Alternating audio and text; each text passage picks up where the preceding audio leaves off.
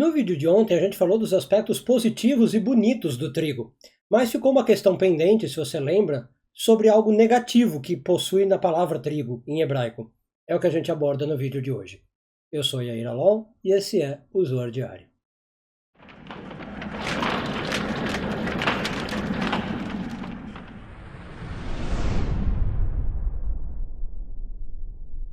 Essa semana encerramos a leitura da porção de Balak, hoje focando nos parágrafos 77 e 78 do Zohar, sétimo ano de leitura.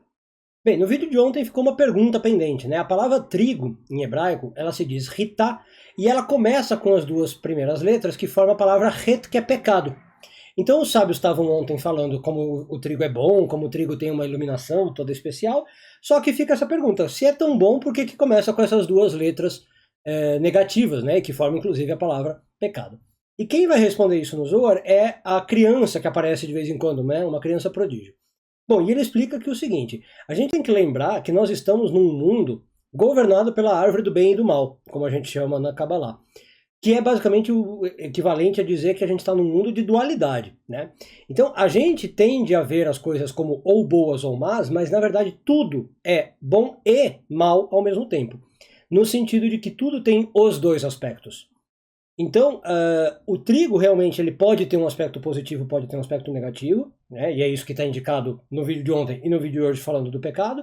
Mas o próprio, a criança do Zohar, lembra o seguinte, que se você pegar a palavra inicial, as duas letras que formam a palavra pecado, ela por um lado é o pecado, mas ela dá uma numerologia que é 17, que é a numerologia da palavra bom. Então, é um ensinamento um pouco chocante, mas a criança fala assim, existe um aspecto bom no pecado, e existe um aspecto negativo no pecado. Como tudo, repito, que é aqui no nosso mundo, porque nós vivemos num sistema de dualidade de bem e mal. Então, é verdade que o pecado é ruim, porque, cabalisticamente, o que é o pecado? Algo que nos desconecta da luz, né? Algo que me desvia do meu propósito, do meu caminho, isso é um pecado. Então, é algo que causa uma escuridão, que causa sofrimento, pesar, dor, né? Tudo isso é um pecado. Mas, por outro lado, o que a criança explica? O lado bom do pecado é que ele faz, às vezes, a pessoa acordar para a realidade de um modo que não aconteceria se não houvesse o pecado. É no momento de desconexão que a pessoa fala, bom, então agora eu tinha algo e perdi esse algo. E aí ela desperta para a realidade, ela cai a ficha, né, como se fala em português, e ela percebe que ela tem que fazer algo para voltar ao nível anterior. Então o pecado faz a pessoa sair, às vezes, da indolência, da passividade, né, da reatividade, faz a pessoa agir em nome da melhoria espiritual, do avanço, de assumir a própria vida, né?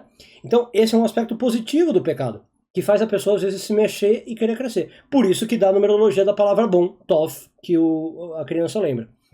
Então, nesse sentido a gente tem que tentar não ser categórico, vai dizer o Zohar, e falar, olha, as coisas são só boas ou só ruins, né? Nada é só bom ou ruim, inclusive o pecado. Então, com essa lição que a gente encerra a semana, a gente vê que o trigo, representando todo esse simbolismo, tem os dois lados. Um lado muito positivo, que a gente falou no vídeo de ontem, um lado mais negativo, no vídeo de hoje, mas mesmo esse lado negativo tem dois aspectos, né? Um lado positivo e um lado negativo. Então, a lição final do Zohar é essa. Sempre tente lembrar dessa dualidade. E o Zohar acaba falando, já que ele fala de grãos, que isso é apresentado nos próprios grãos, nas próprias frutas, né? Você sempre tem um aspecto que é a fruta e um aspecto que é a casca. Em geral, você faz o que? A casca você tira, né? Você joga fora e você não aproveita. E o que você quer realmente é a fruta. Então é assim a vida. A gente tem que aprender a viver com essas duas realidades. Um bom dia a todos, Shabbat Shalom e tudo de bom.